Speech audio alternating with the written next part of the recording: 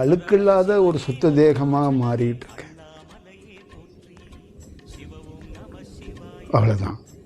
சுத்தமான ஒரு தேகமாக, இது அழுக்கில்லாத தேகமாக, முழு அழுக்கில்லாத தேகமாக நான் மாறிக்கிட்டு இருக்கேன்.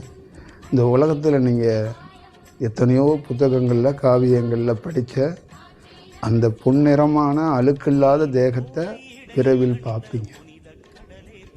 இவரை பிடிச்சி பெரிய ஆய்வெல்லாம் பண்ணிக்கிட்டு இருக்காங்களா அப்படிங்கிற மாதிரி, அந்த மாதிரி ஒரு வெளிப்பாட்டில் நிற்கிறேன். புரியுதா? ஒரு ஒரு பல நாள் ஒரு விஞ்ஞானி கண்டுபிடிக்க போராடுவான்ல, அவனுக்கு ஒன்று கண்டுபிடிச்சிருவான்ல, இப்போ கொண்டாடுவாங்கல்ல, அந்த மாதிரி கொண்டாடுங்கப்பா. என்னப்பா அப்படி இருக்கீங்க? எவ்வளோ பெரிய விஷயம் தெரியுமா?